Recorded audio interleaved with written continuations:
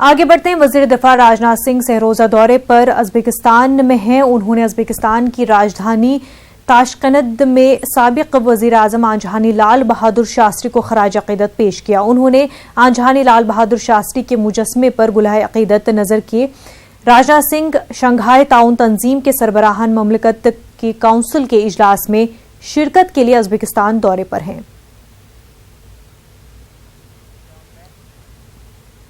तेलंगाना में road transport corporation के मुलाजमीन की हड़ताल 28वें दिन में दाखिल हो गई है। मुलाजमीन ने तंजीमों की किसी भी मांग को मानने से हुकूमत इनकार कर रही है।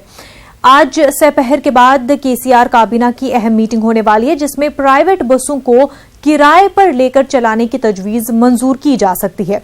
हुकूमत चाहती है कि तेलंगाना में 4000 रूट्स पर बसें चलाने के लिए निजी बस ऑपरेटर्स को परमिट्स दिए जाए। केसीआर हुकूमत आरटीसी मुलाजमीन के हड़ताल के तय अपने अड़ियल रवैये पर कायम है। उधर तेलंगाना हाईकोर्ट ने आरटीसी की माली सूरत हाल पर दास्ता हकाइक छपाने पर इंतजामिया की सरजनिश की है। आरटीसी इंतजामिया को आइंदा जुमेरात तक एक और रिपोर्ट पेश करने का अदालत ने हुक्म दिया है।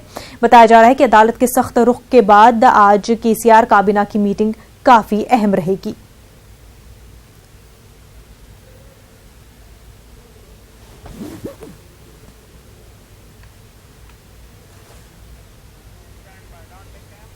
उत्तर प्रदेश के शहर रामपुर में 2008 में सीआरपीएफ कैंप पर हुए हमले के मुकदमे में अदालत आज सजा का तयन करेगी। 12 बरस तवील चले इस मुकदमे में अदालत ने जुम्मे के रोज 6 मुलजमीन को कसूरवार करार दिया, जबकि 2 नौजवानों को नाकाफी शवाहिद की बुनियाद पर दहशतगर्दी के इल्जामात से बरी कर दिया गया है। खसूसी जज ने अपने फैसले में कहा कि मुलजमीन मोहम्मद कौसर और गुलाब खान के खिलाफ मुल्क मुखालिफ सरगर्मियों और दहशतगर्दाना सरगर्मियों में मुलविस होने के सबूत नहीं मिले हैं, लिहाजा उन्हें बाइज्जत बरी किया जाता है।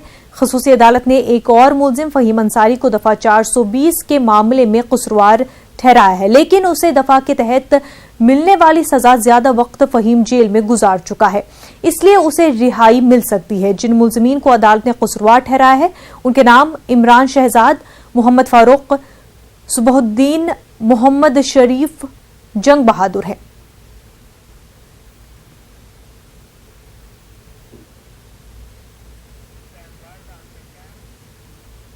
कांग्रेस की अबूरी सदर सोनिया गांधी ने आज पार्टी जनरल सेक्रेटरीज और मुख्तलिफ रियासतों में पार्टी उमूर के इंचार्ज की मीटिंग तलब की है।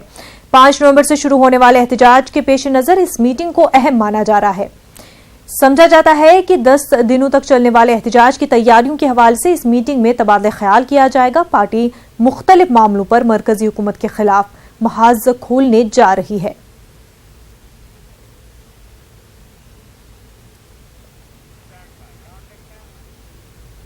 वादी कश्मीर में मजमूई तौर पर हालात पुरअमन है। श्रीनगर के मुतादिद इलाकों में दफा 144 नाफिज है। सुबह के औकात में लाल चौक पर कुछ दुकानें खुली थी। निजी गाड़ियों की आमदोरफ्त देखी जा रही है।